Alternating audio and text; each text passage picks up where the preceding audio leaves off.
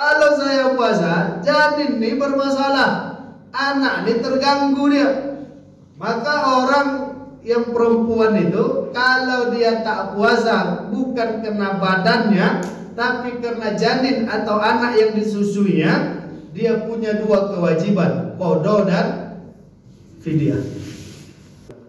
Nah, yang kedua, wajib qada, tidak wajib fidyah. Wajib qada, tidak wajib fidyah. Kapan? Jika yang dia khawatirkan dirinya. Kata dokter, janin ibu ini kalau ibu puasa sehat, tak ada masalah, semua cukup di dalam rahimnya ini. Tapi ibu ini pucat aja mukanya. Janin itu sehat, tapi ibu ini tak sehat, pucat aja. Nah, yang ketiga, fidyah saja, tidak qada. Kapan itu? Jika dia khawatir dirinya dan janinnya, mukanya pucat, janinnya lemah. Kalau dia puasa. Jadi yang begini ini dia fidyah, tidak qada. Bismillahirrahmanirrahim. Alhamdulillah, Bapak Ibu yang dirahmati Allah, hari ini Allah telah antarkan kita di setengah bulan Ramadan. Maka menurut fikihnya nanti malam itu udah mulai kunut tarawih. Mulailah nanti malam tarawih, witir, kunut sampai nanti penghujung. Itu tanda sudah setengah. Jadi masing-masing ini memang ada tanda-tandanya. Kalau udah nanti hidup sholat tahajud, berarti sudah tinggal 10 malam lagi, karena sudah masuk malam yang ke-21. Kalau sudah nanti terdengar zakat fitrah, berarti udah tinggal 3 hari lagi. Jadi memang masing-masing udah ada tanda. Kalau udah ada kunut, berarti tinggal 15. Masya Allah. Maka Ramadan ini ayyam ma'dudat, sebentar saja ini. Dalam bahasa ibadah kita, Pak, paksakan aja. Ngantuk mata, paksakan untuk ngaji. Capek badan, paksakan untuk tarawih. Kenapa? Ayyam ma'dudat. Karena dia cuma sebentar, tak lama. Bapak Ibu yang dirahmati Allah, hari ini kita lanjut fikih puasa kita. Kita bahas tentang fidyah dan qada. Bab fidyah dan qada dalam ibadah puasa. Karena untuk mengganti puasa ini ada dua. Yang pertama dia qada, yang kedua dia fidyah. Kalau mengganti sholat dia qada, tidak ada fidyah. Kecuali kalau sudah meninggal. Ada ibadah yang kalau sudah meninggal itu difidyahkan. Dihitunglah berapa usianya, dipotong masa balighnya, diberikanlah beras, lalu difidyahkan. Nah, itu ada prakteknya itu, fidyah untuk orang yang sudah meninggal, fidyah sholat, entah 4 atau sampai 10 karung beras. Nah, itulah diserahkan. Itu ada beberapa daerah yang mempraktekkan itu fidyah sholat. Tapi kalau udah meninggal dia, kalau masih hidup tak ada fidyah sholat. Kalau ada fidyah kosong masjid. Sholat Pak, enggak, kenapa? Fidyah aja nanti Ustaz. Tapi sholat kalau udah lewat diganti, ganti. Qada. Tak ada ulama mazhab kita mengatakan sholat tuh kalau udah lewat lah. Jadi usia-usia kami dulu yang umur 20 kami belum sholat, umur 60 udah sholat, nah itulah berapa lama tak sholat ganti. Tapi ada ceramah ustaz-ustaz tuh kalau kita udah lama tak sholat, artinya masa-masa dulu kita tak sholat, sekarang kita sholat, cukup kita itu beramal soleh saja, bertaubat kepada Allah, minta ampun, maka tertutup dan terhapuslah semua sholat-sholat kita yang dulu tak kita lakukan. Itu pendapat satu orang. Siapa namanya? Ibnu Taimiyah. Ibnu Taimiyah berpendapat demikian. Kalau sudah banyak sholat wajib itu ketinggalan, tak dilakukan, udah ganti aja dia dengan amal soleh. Dah cukup itu. Tapi selain beliau, dulu ulama-ulama fikih kita, terkhusus ulama mazhab, ada yang mengatakan kalau udah lewat. Kalau udah lewat harus diganti. Ganti apa? Foto. Dengan cara apa? Acara. Itu ulama kita yang beda-beda. Caranya berbeda. Ada mengatakan beriringan dengan sholat wajib. Jadi habis zuhur, zuhur lagi. Habis asar, asar lagi. Nanti pakai adzan dan iqamah tak? Berbeda lagi ulama kita, Pak. Ada yang pakai adzan, ada yang enggak. Mayoritas ulama kita mengatakan tidak, tak perlu adzan, jumhur. Tapi yang mengutamakan adzan ada juga Imam Syafi'i. Jadi kalau mau sholat subuh kita, sholat subuh hari ini, habis itu mau ganti subuh di tahun 1992.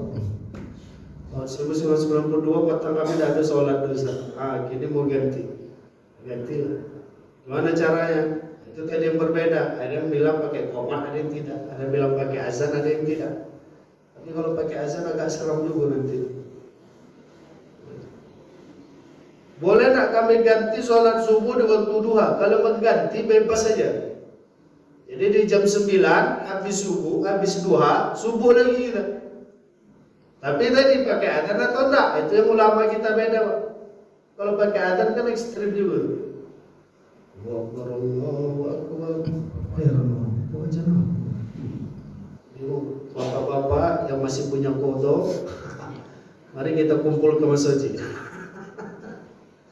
As-salatu khairum minan naum. Masyaallah. Ada salat lebih baik daripada tidur di jam 9. Itu yang beda ulama kita. Tapi kalau kodok, tak ada ulama kita mengatakan tak wajib kodok.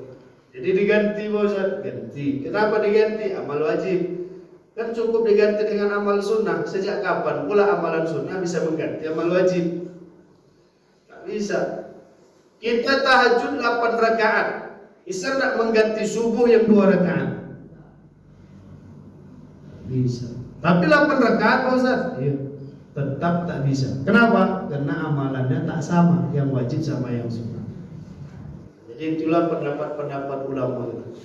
Tapi kami tak pernah dengar Nabi Muhammad mengqadha salat, sahabat mengqadha salat, kecuali di salat subuh pernah kesiangan. Karena habis perang capek, habis itu ketiduran, bangun kesiangan. Kan cuma itu aja, Pak.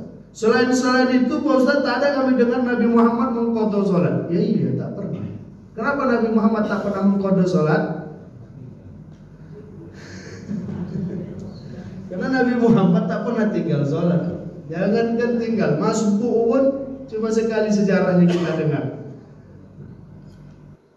Kami tak pernah dengar Pak Ustaz Abu Bakar itu mengqadha sholat. Betul.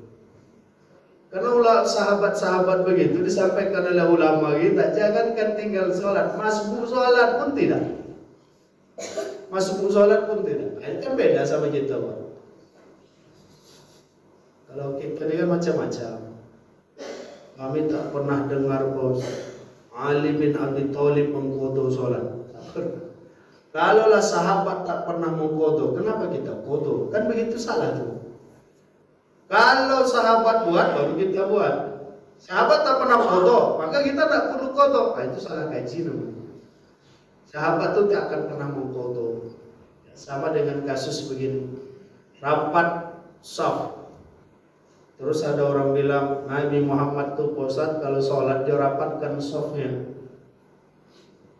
Gimana cara rapatkan safnya? Dia jumpakan kakinya dengan kaki sahabatnya. Kan kalau mendengar jawaban itu kan sedap. Tapi beritanya tak betul. Kenapa tak betul? Karena Nabi tak pernah jadi makmum. Nabi tak pernah jadi makmum. Jadi gimana pula Nabi merapatkan safnya? Tapi bahasanya kan sedap awak dengar tuh. Jadi Bapak Ibu yang dirahmati Allah, kalau sholat udah lewat ganti. Bangun subuh jam 8. Itu namanya sholat subha. Subuh sambil two in one dia. Kemudian habis duha tidur. Tidur ya, karena udah cair THR tuh gaji 13 pun udah cair, agak tenang rezeki, jiwa raga ya. Habis sholat duha tidur. Terbangun jam 4 sore. Memang enak betul Ramadan tahun ini. Puasanya cuma 3 jam aja. Bangun jam 4 sore. Lalu apakah dia tinggalkan zuhur itu cukup asar saja atau dia tetap lakukan zuhur? Tetap lakukan zuhur. Cuma caranya ulama kita yang beda. Mau asar duluan atau zuhur duluan? Itu yang berbeda. Ada yang berpendapat zuhur duluan. Kalau kita tak berjamaah ya. Ada yang berpendapat asar duluan. Jadi yang begitu tuh caranya ulama kita berbeda. Kalau masalah cara, rasa-rasanya bebas kita milih. Kalau cara ya, tapi kalau aturan sudah ada aturannya, caranya beda. Misalkan apa? Kami Pak Ustadz nyaman kalau sholat tahajud itu, kan tahajud itu aturan Pak, udah dibuat. Ada sholat tahajud itu aturannya. Cara kita sholat tahajud beda. Ada yang berpendapat kami nyaman sholat tahajud tuh Pak Ustadz kalau pakai Quran. Pakai Quran besar baca Allah. Tapi kalau pakai Quran besar nih harus paham kita tentang mana yang kita baca rakaat pertama, rakaat kedua, disiapkan dulu. Jangan nanti terasa nyaman, mau lanjut Pak, dan membuka lembaran berikutnya. Cuma cara bukanya agak aneh pula. Begitu pula modelnya membuka. Kami nyaman baca Quran, gak usah tak baca lah, tak apa. Tahajud tuh boleh, caranya begitu silakan. Oh kami nyaman tanpa baca Quran tapi agak redup, lampunya diredupkan, redup. Dengan redup tuh kami khusyuk insya Allah Pak Ustaz. Betul Pak, khusyuk betul. Imam dah salam dia masih tegak. Khusyuk itu, karena dia khusyuk itu bosan kita tak dengar suara kan. Kalau kita dengar suara berarti tak khusyuk. Iya pula kan. Imam ruku dia tegak, imam sujud dia tegak, tak dengar suara. Itulah yang khusyuk. Nah, ya. Jadi Bapak Ibu yang dirahmati Allah, kalau sholat tidak ada gantinya kecuali qada. Tapi kalau puasa ada qada, ada fidyah. Ini kita kaji. Mana yang qada, mana yang fidyah. Bapak Ibu yang dimuliakan Allah, perintahnya jelas dalam Al-Quran. Insyaallah hafal kita ya. 184 ya. Setelah cerita tentang wajib puasa, kemudian cerita tentang keringanan rukhsah. Apa yang Allah sampaikan? Ayyamam ma'dudat. Faman kana minkum maridan, marid sakit, au ala safar melakukan safar perjalanan jauh, fa'iddatun min ayyamin ukhar. Kemudian wa 'alal ladzina yutikunahu ini orang yang tidak sanggup menjalankannya, yang berat. Wa 'alal ladzina yutikunahu, dan orang-orang yang berat menjalankannya, fidyatun tu'amu miskin, bayarlah fidyah untuk makan orang miskin. Ini dari ayat inilah timbul berbagai macam pilihan. Kalau untuk yang sakit memungkinkan dia sehat, dan orang yang melakukan perjalanan itu tidak ada pilihan kecuali qada. Fa'iddatum min ayyamin ukhra, maka lakukanlah di hari yang lain. Artinya dia puasa di hari yang lain. Itu artinya qada. Orang yang sakit, tapi sakitnya sakit medis ya, bukan sakit fisikis. Ibu puasa? Enggak. Ibu sehat kan? Sehat. Nah, ibu nak puasa? Sakit Ustaz. Sakit apa? Sakit hati. Kenapa sakit hati? Baju rayu belum boleh Ustaz. Kalau fisikis enggak, tapi kalau medis ya. Dan untuk yang medis ini enggak mesti dia berkaitan dengan perut. Dia berkaitan dengan yang lain pun boleh. Misalkan sakit gigi dia enggak puasa, boleh. Tapi sakit giginya bukan gigi mobil, gigi motor. Gigi yang di mulut ini yang sakit. Itu kalau dia merasakan sakit betul, boleh tak dia tidak puasa? Boleh. Asal medis boleh dia tidak puasa. Tapi setelah konsultasi dengan dokter, ya. Bukan, Pak Ustaz saya sakit mata, Pak Ustaz. Jadi puasa, udahlah. Sakit mata tidak puasa, kan? Luka sikit dia tidak puasa. Setelah konsultasi dokter tentunya, itu fikihnya, kan?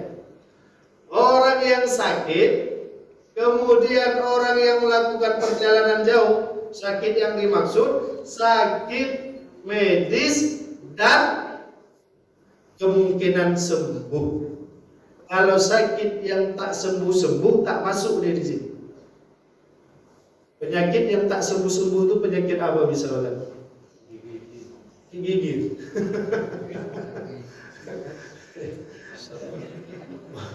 Penyakit yang susah sembuh lah, yang lama mungkin butuh waktu 6 tahun, 8 tahun. Sakit mah.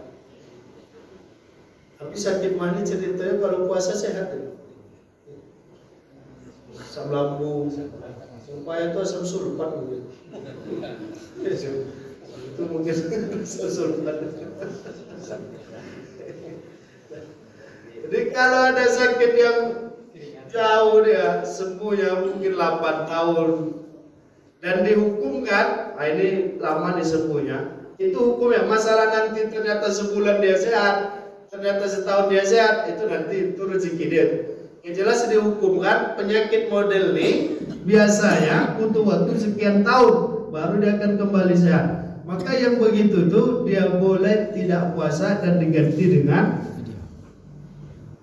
fidyah. Tapi kalau kemungkinan dia sehat, seminggu saja sakitnya, nanti kalau cair THR itu sehat dia dewa, maka tidak ada bagi dia untuk fidyah, dia potong. Penyakit yang lama yang tak mungkin sembuh bahkan itu boleh dia fidyah. Tapi kalau mungkin sembuh dalam waktu yang tak lama, dia harus potong. Dan itu semua tentu konsultasi dengan dokter, ya. Jangan konsultasi sama ustaz. Masalah penyakit konsultasi sama ustaz. Ustaz, saya sakit mah, saya boleh puasa atau enggak? Kata ustaz tuh, kita ini beribadah kepada Allah, jiwa dan raga, hidup dan mati karena Allah. Kalau sakit ibu tetap puasa, insya Allah pengorbanan ibu akan dinilai tinggi oleh Allah, karena ibu berkorban untuk beribadah. Jadi kami puasa atau tidak mau, terserah ibu. Pengantarnya mantap, ujungnya terserah. Apa tak pening bala jamaah. Jawaban terserah itu kan membuat bingung kan. Sama dengan istri kalau dia nanya suami, ayah mau dibelikan bukaan atau dimasakkan bukaan apa? Kata si ayah, terserah. Bingung tak ibu mau masak apa? Terserah. Tapi kalau jawab pas, dapat. Ya, ayah mau dibelikan apa untuk bukaan puasa hari ini? Kata ayah mau yang apalah yang pedas-pedas. Kata ibu apa? Tidak boleh ya buka puasa yang pedas-pedas. Harusnya yang manis. Kata saya, ya udahlah yang manis saja. Ayah tuh kan tak boleh banyak yang manis-manis lagi ya. Jadi kata saya, ya udahlah tak usah buka kita hari ini.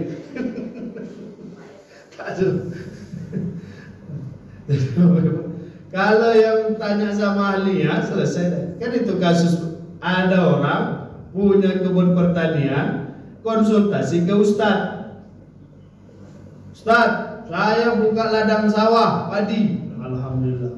Tapi banyak hama daerah itu bosan. Apa yang mau saya buat? Kata ustaz ini semprotkan pakai racun. Semprot kawan tuh mati semua hama. Tapi 2 hari berikut tambah banyak. Ustaz, sudah saya semprot, tapi tambah banyak hama itu. Apa kata ustaz itu? Tak apalah, itu keluarganya tak siap. Kalau sama ustaz masalah tak selesai kalau perkara-perkara itu. Maka idza wusidal amru ila ghairi ahliha fantazirusa. Kita ini disuruh untuk ke yang ahli-ahli saja.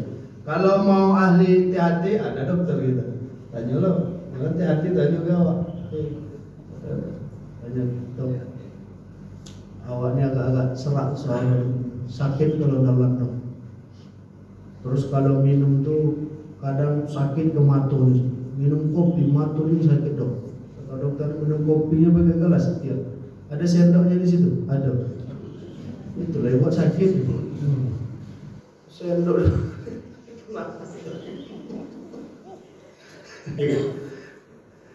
Kalau di ayat ini jelas, untuk yang sakit yang dimungkinkan sembuh, semua orang yang melakukan perjalanan itu dia cukup mengganti, tidak ada fidyah, qada.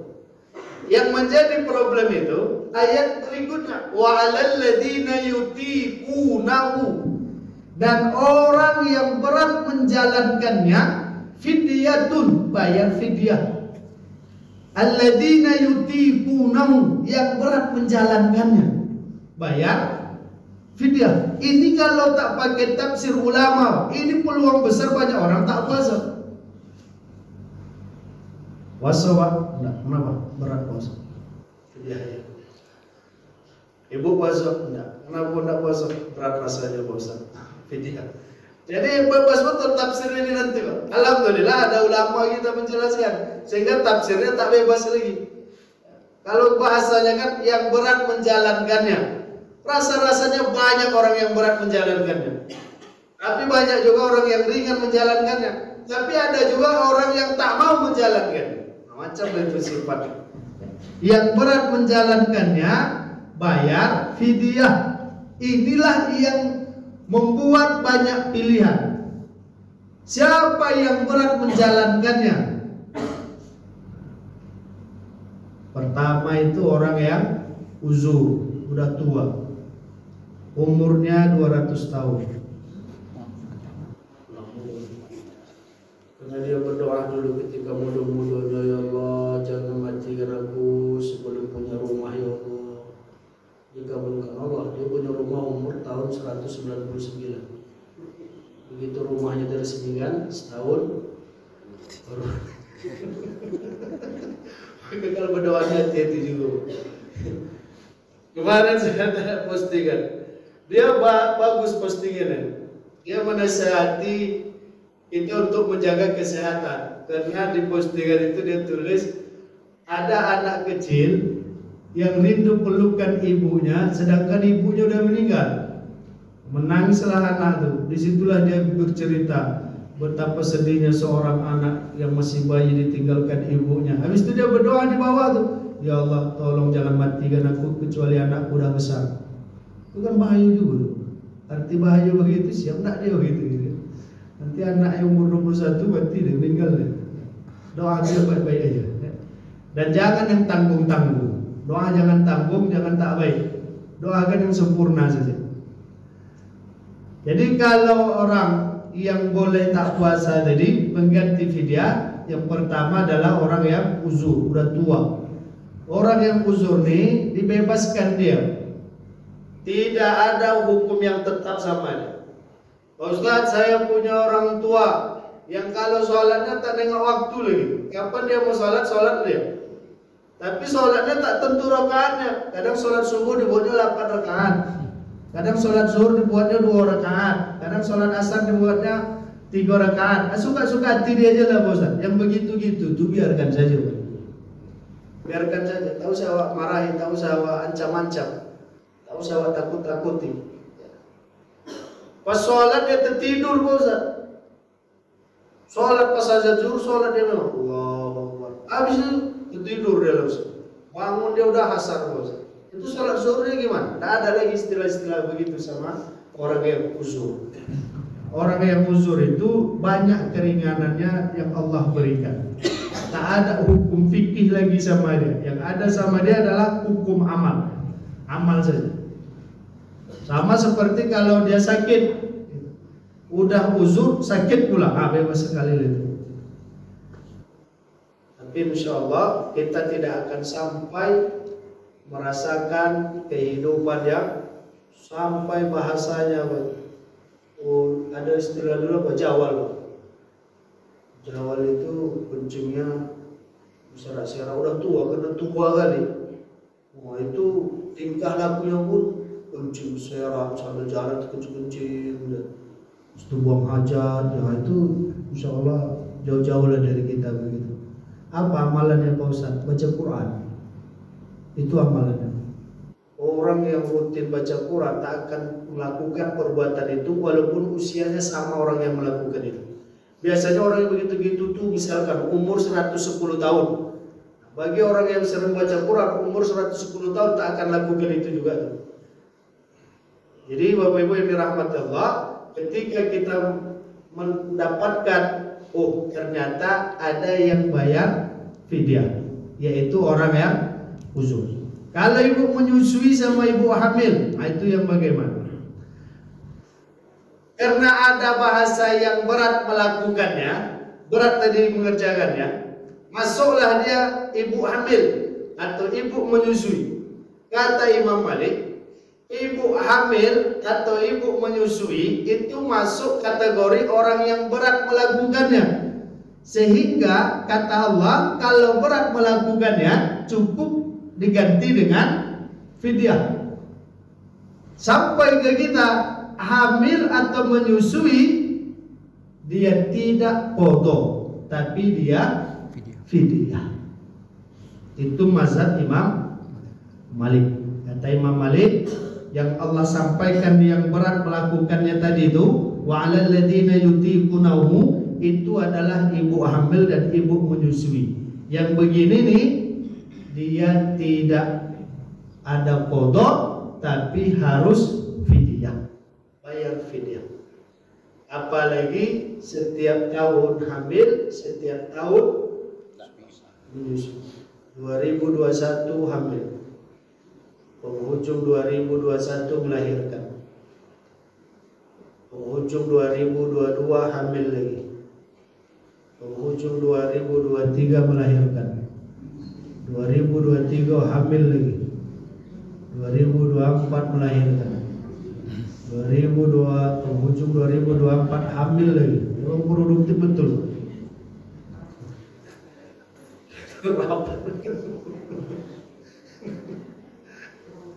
Jadi kata Imam Malik, ini rasa-rasanya yang paling mudah bagi yang menyusui dan yang hamil, ya.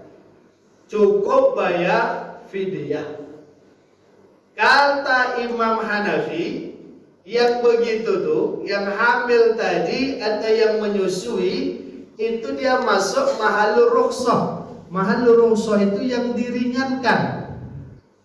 Dia mendapat keringanan. Kalau mendapat keringanan bukan fidyah. Yang mendapatkan keringanan itu qadha. Imam Hanafi menyamakan hamil itu dengan menyusui sama seperti orang sakit atau orang musafir. Dia dapat keringanan. Cuma gantinya bukan fidyah, gantinya qadha. Tapi kalau tadi Pak kasusnya begitu, hamil, melahirkan, menyusui, siap menyusui, hamil lagi, melahirkan, menyusui. Kalau begini kapan yang qadha? Tapi begitulah pendapat Imam Hanafi.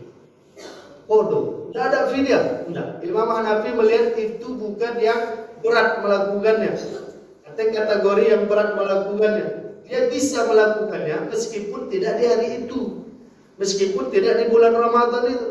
Di luar bulan Ramadan, ibu hamil nih, kemungkinan bisa dia puasa. Maka dia hanya dapat keringanan, dan keringanan itu gantinya adalah qadha. Itu Imam Hanafi. Yang ketiga Imam Syafi'i. Ini yang perlu diingat oleh Imam Syafi'i. Wajib qadha dan fidyah. Itu Imam Syafi'i. Qadha ya juga, fidyah bayarkan juga.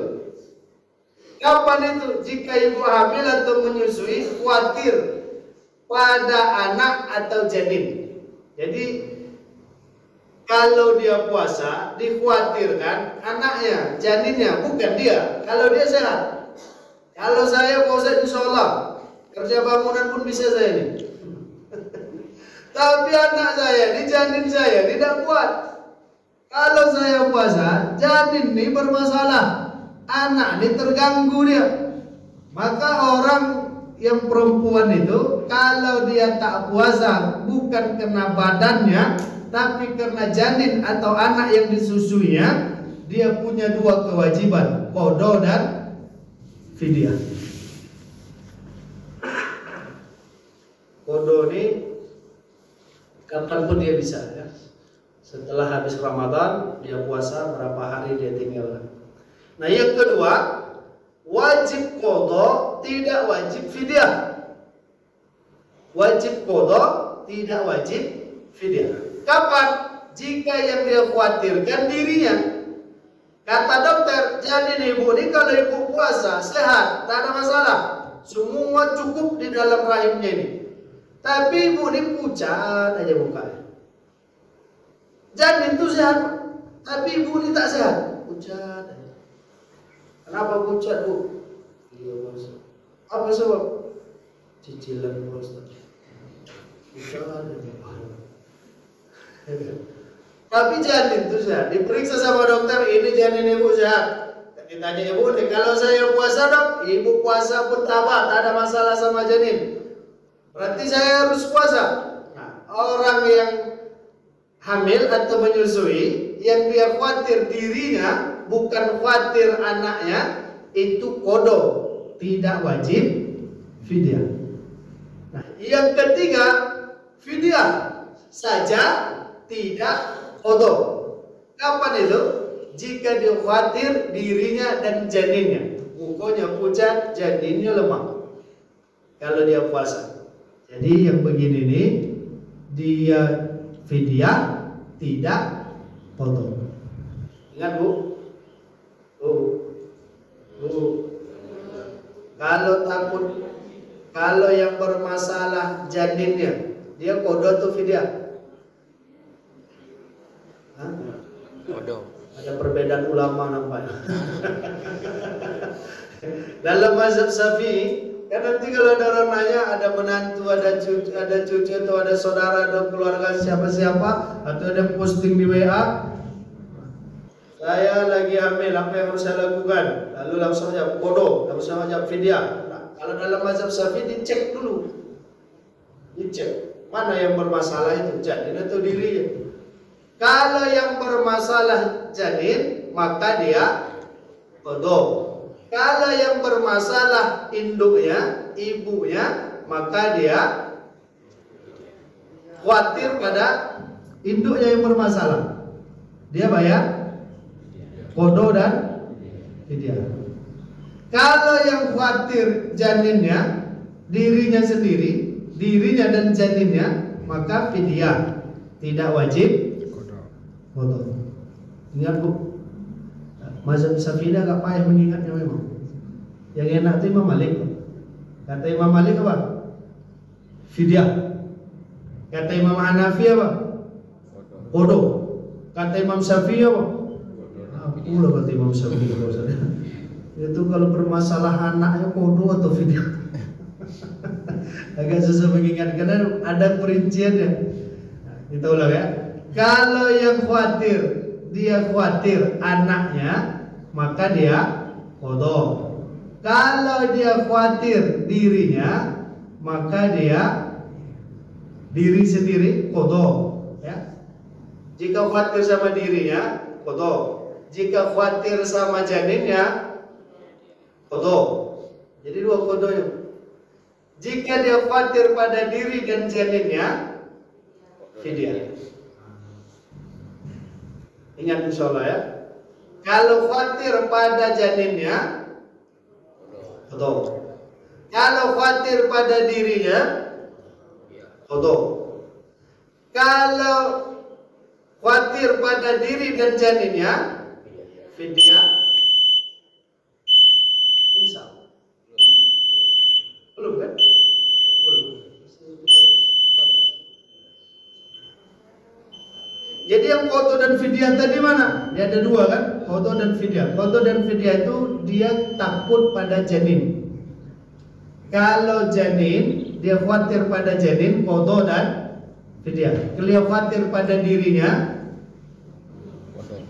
qada. Dia khawatir pada dirinya dan janinnya, fidyah. Masya Allah. Dapat ya Bu? Sambil pulang nanti kan? Video. Terus ada yang manggil, Bu, Assalamualaikum, salam, sehat. Kan? Aku tadi. Oh, tuh video tuh. Kalau khawatir pada janin, kodo dan fidyah. Kalau khawatir pada diri, kodo. Kalau khawatir pada diri dan janin, fidyah. Itu Imam Syafi'i. Kami harus pakai mana Pak Ustaz? Kalau bisa pakailah yang mazhab Syafi'i ini, Pak. Karena ada dua pilihannya. Tapi kalau rasa-rasanya berat, Imam Malik solusinya. Yang lebih ringan lagi, nggak ada. Itu pilihannya.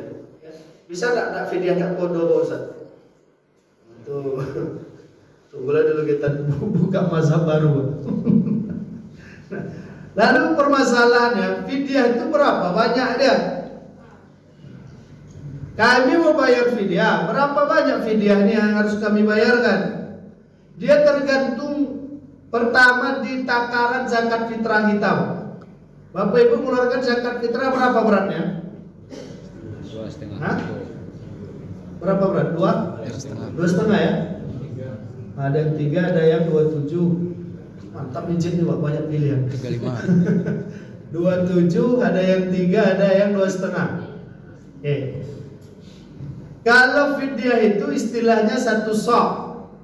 Kita bayarkan fidyah itu 1 sok. Zakat itu 1 sok. Fidyah 1 mud. Ya. Ini agak pakai hitungan-hitungan kita, Pak. Tapi tidak usah masukkan serekap nih Pak ya. Kalau masuk serekap tambah dia. Kalau zakat fitrah istilahnya 1 sok. Kalau fidyah istilahnya 1 mud. Jadi fidyah itu bukan beli makanan nasi bungkus kita bagi ke orang miskin, enggak. Dan fidyah itu memang khusus untuk orang miskin, ya, bukan orang pura-pura miskin. Orang miskin tak boleh kasih sama mahasiswa. Kalau mahasiswanya miskin boleh, tapi dapat karena miskinnya, bukan karena mahasiswanya. Tidak boleh dia dibagi sama orang mu'alaf.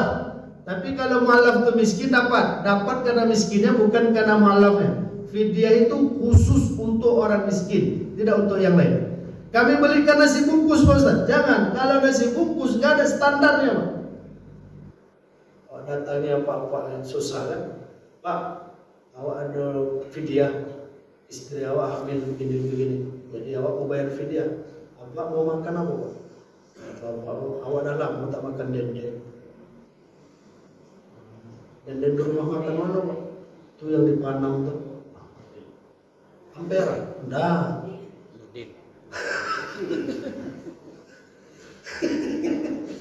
Dikali 40, 30.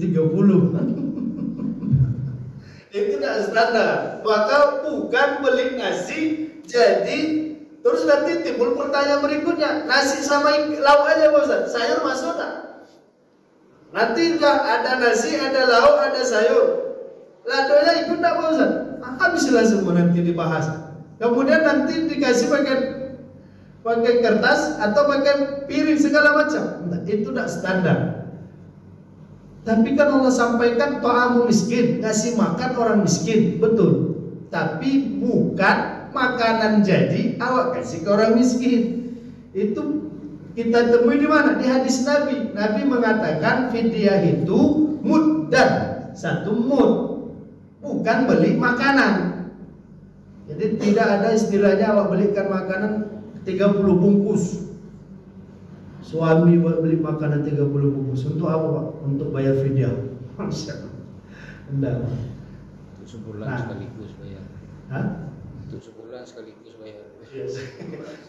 Kalau betul, kalau dari prediksi misalkan ini tak akan bisa puasa. Misalkan tadi yang sakit ya, akan bisa bayar sekaligus. Kapan dia Ustaz? Habis lebaran boleh? Boleh. Sebelum lebaran boleh. Tapi bagusnya yang begitu tuh percepat aja. Kalau kita tunggu habis lebaran, pengeluaran bertambah. Nanti tertunda fidyahnya.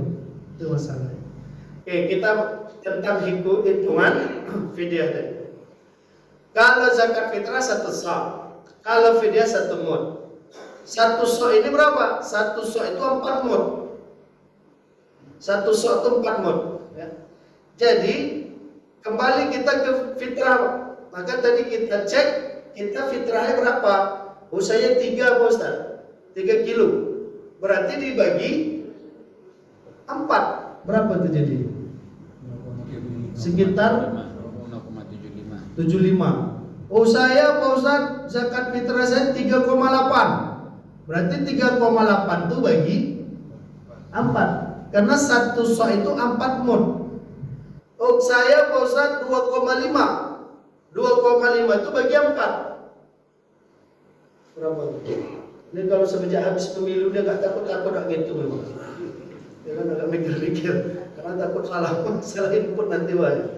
Nah, tinggal dicek nanti di situ ya. Bagi 4 saja. 7 misalkan. Kalau 7 tambah 7 14. 7 kali 4 berapa? 28. Ah, dapatlah itu, Pak. Berarti bisa masuk 7 on. Bagi yang berpendapat 2,5. Kan kalau lebih apa ya? Kalau kurang jangan. Jadi kalau kita yang 2,5 keluarkan fidyahnya 7 on 1 hari kali berapa hari. Kalau diuangkan boleh Pak Ustaz, silakan. Boleh diuangkan, transfer aja boleh. Tapi kalau yang 38 tadi, nah bagi ya, yang 3 kilo tadi bagi, yang 2,7 tadi bagi 4, nah, gitu aja hitungannya. Jadi nanti kalau nanya berapa fidyah saya, hitunglah 2,7 itu dibagi 4 berapa, nah, kali dia sejumlah berapa hari yang dia tak puasa, fidyah dia bayarkan. Itu takaran. Masih ada waktu kita sedikit, kalau ada yang ingin Bapak Ibu tanya silakan.